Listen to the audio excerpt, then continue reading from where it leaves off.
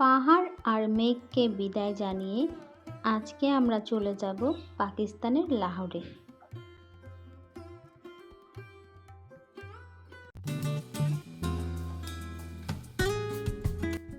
আসসালামু আলাইকুম ভিউয়ার্স, আপনারা সবাই কেমন আছেন? আশা করছি আল্লাহর অশেষ রহমতে আপনারা সবাই ভালো আছেন এবং আলহামদুলিল্লাহ আমিও অনেক ভালো আছি। মালাম জাব্বার পাহাড়ি রাস্তা আর মেঘকে বিদায় জানিয়ে আমরা আজকে চলে এসেছি লাহোরে। এখানে এসে হোটেল খুঁজে খাওয়া দাওয়া করতে করতে রাত 1টার মতো বেজে গিয়েছিল। খাওয়া দাওয়া শেষ করেই আমরা ঘুমিয়ে পড়েছিলাম সেদিন। পরের দিন উঠে আমরা আগে গুগল ম্যাপে সার্চ করি যে লাহোরে ঘুরে দেখার মতো কোন কোন জায়গা আছে। তো আমরা যেই হোটেলটায় উঠেছিলাম সেখান থেকে 2-3 ঘন্টার মতো জার্নি করলেই আমরা লাহোর চিড়িয়াখানায় যেতে পারবো। তো যেই কথা সেই কাজ, পরিবারের সবাইকে নিয়ে চলে আসলাম লাহোর চিড়িয়াখানায়। ঈদের পর থেকে তো একের পর এক পাহাড়, সমুদ্র, নদী, মেঘ সব কিছুই দেখে নিলাম। এখন একটু চিড়িয়াখানার পাখি, জীবজন্তু, মাছ এগুলো দেখে নেওয়া যাক। বাংলাদেশের চিড়িয়াখানা থেকে এই চিড়িয়াখানাটা একটুখানি ভিন্ন। এটা বাংলাদেশের গাজীপুরের সাফারি পার্কের মতো কিছুটা, তবে পুরোপুরি নয়। আমরা গাড়িতে করে সকল জীবজন্তু দেখছিলাম। এর মধ্যে আমরা চলে আসলাম ফিশ অ্যাকোরিয়ামে। এখানে আসার পর প্রথম যেই মাছটা দেখলাম এইটা হচ্ছে জেলিফিশ। আপনারা সবাই কিন্তু কম বেশি জেলিফিশটা দেখেছেন, তবে সামনাসামনি আমি কখনো দেখিনি, এই প্রথম দেখলাম।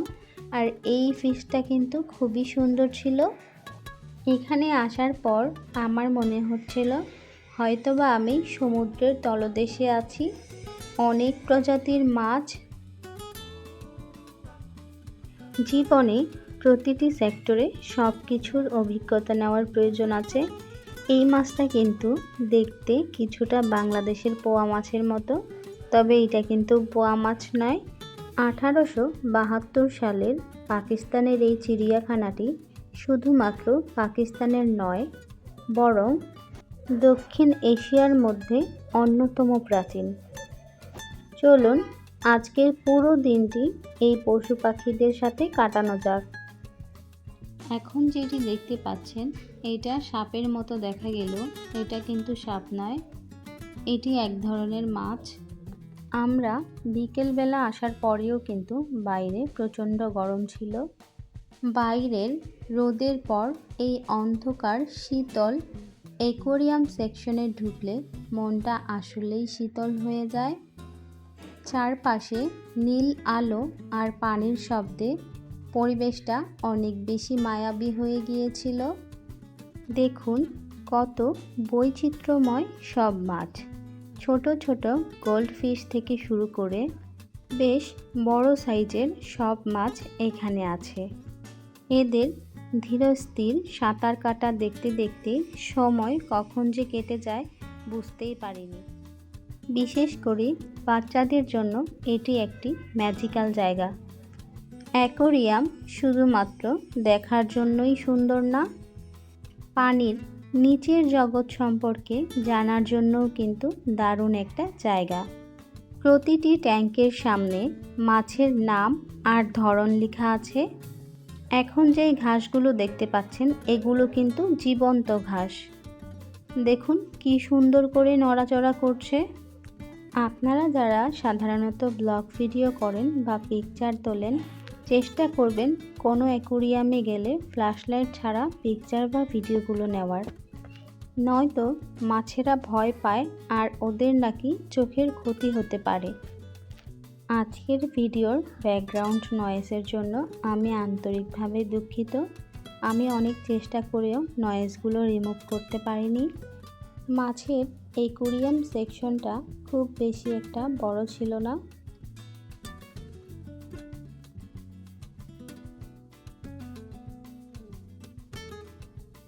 দেখতে দেখতে অ্যাকোয়ারিয়াম সেকশনটা একেবারে শেষের দিকে। এখন আমরা এই সেকশনটি থেকে বের হয়ে চেষ্টা করব পাখির কোনো একটা সেকশনে ঢুকে যাওয়ার জন্য। বাহিরে প্রচণ্ড রোদ, হাঁটার মতো পরিস্থিতি একদমই নেই। তবে রাস্তা দিয়ে হাঁটার সময় দেখলাম এই উট পাখিগুলোর পাশে জেব্রাও ছিল। আমরা অনেকক্ষণ দাঁড়িয়ে ওদেরকে দেখছিলাম। তবে এখানকার একটা নিয়ম আছে, বাহিরের কোনো খাবার কোনো পশু পাখিকে দেওয়া যাবে না, একমাত্র তাদের খাবারগুলাই তারা খেতে পারবে, তাও আবার আমাদের মাধ্যমে না। অনেকটা সময় যাওয়ার পর যখন একটু ছায়া পেলাম, মনের মধ্যে আলাদা রকমের এক শান্তি কাজ করছিল। নয়তো আমরা ভেবে নিয়েছিলাম যে না থাক, পুরোটা চিড়িয়াখানা না ঘুরে বাসায় চলে যাই। সারা জীবন তো দেখলাম যে পশু পাখিকে খাঁচায় বন্দি করা হয়, কিন্তু এইখানের নিয়মটা উল্টো। সিংহ দেখার জন্য আমাদের সবাইকে একটা গাড়ির ভেতরে বন্দি করে দেওয়া হয়েছে। এখন আমরা চলে যাব সিংহ মামা দেখতে। আমরা যখন তাদের সামনে দিয়ে যাচ্ছিলাম, তারা আমাদেরকে পাত্তাই দিচ্ছিল না। এমন একটা ভাব ধরেছিল যেমন তাদের সামনে কেউ নেই। তারপর একটু সামনে যেতেই আমরা এই সিংহটাকে দেখতে পেলাম। ওকে দেখে রীতিমতো একটা বাচ্চা কান্না শুরু করে দিয়েছিল। একটা জিনিস আমার খুব ভালো লেগেছে, তাদেরকে ছোট ছোট খাঁচায় বন্দি করে না রেখে অনেকটা জায়গা নিয়ে বড় এরিয়া করে তাদেরকে আটকে রাখা হয়েছে। এতে করে তারা তাদের মন মতো কিন্তু ঘুরে বেড়াতে পারে। এরপর চলে আসলাম আমরা পাখিদের খাঁচায়। এটাকে আসলে খাঁচা বলা চলে না, কারণ একটা পাখিও খাঁচায় বন্দি ছিল না। অনেকটা জায়গা জুড়ে নেটের তৈরি একটা ঘর বলা যেতে পারে। এই ঘরের মাঝে কিন্তু আবার পুকুরও আছে, যেই পুকুরে অনেক রকমের রং বেরঙের হাঁস ছিল। আর পর্যটকদের হাঁটার জন্য আলাদা করে তারা রাস্তা তৈরি করে দিয়েছিল। চাইলেই তারা ঘাসে বা অন্য কোনো জায়গায় হাঁটতে পারবে না, এটাই ছিল তাদের রুলস। দেখুন, আমরা যখন হেঁটে যাচ্ছিলাম আমাদের কতটা কাছে একটা ময়ূর পাখি চলে আসছিল। দেখে আমার কি যে ভালো লেগেছে, মাশাআল্লাহ, তাদের রূপের কোনো শেষ নেই। তবে সারা জীবন শুনেছি ময়ূরের নাকি পা কালো হয়, কিন্তু এইখানে আসার পরে আমার ভাবনা পুরোপুরি চেঞ্জ হয়ে গেল। এইখানকার ময়ূরগুলো দেখতে যেমন সুন্দর ছিল, তাদের পাগুলোও কালো না হয়ে ফর্সা ছিল। এখানে এক দুইটা ময়ূর নয়, গুণে দেখতে গেলে কমপক্ষে 15-20টা ময়ূর তো হবেই। এইটাও নাকি একটা ময়ূর, শুধু এটার জাতটা আলাদা। তবে আমার কাছে এই কালারফুল ময়ূরগুলোই বেশি ভালো লাগে। যদি কপাল ভালো থাকে তাহলে এখনই কোনো ময়ূরকে পেখম খুলতে দেখা যাবে। এটা বলে মনে মনে যখন হাঁটছিলাম তখন দেখি অলরেডি একটা ময়ূর পেখম খুলে দাঁড়িয়ে আছে। আমি অনেকক্ষণ ওদের সামনে দাঁড়িয়েছিলাম যে কখন সে তার পেখমটা বন্ধ করে আবার তার শরীর ঝাড়া দিয়ে পেখমটা খুলবে। আমার মনে হচ্ছে এক টুকরো পাখিদের রাজ্যে চলে এসেছি। দেশি বিদেশি নানান রকমের পাখি, মনে হচ্ছে কোনো একটা কালারফুল রাজ্য। দেখুন, বলতে বলতেই পাখি কিন্তু তার পেখমটাকে আবার খুলে দাঁড়ালো। ময়ূরের সৌন্দর্য তখনই বৃদ্ধি পেয়ে যায় যখন সে তার পেখম খুলে রাখে। এই ময়ূরটা অনেকটা দূরে ছিল, তাই চেষ্টা করেও সামনের ভিডিওটা নিতে পারিনি। অনেকক্ষণ দাঁড়িয়ে থাকার পরেও সে কিছুতেই সামনে আসছিল না। আমার আজকের এই ভিডিওটা আপনাদের কেমন লাগলো অবশ্যই কিন্তু জানাবেন।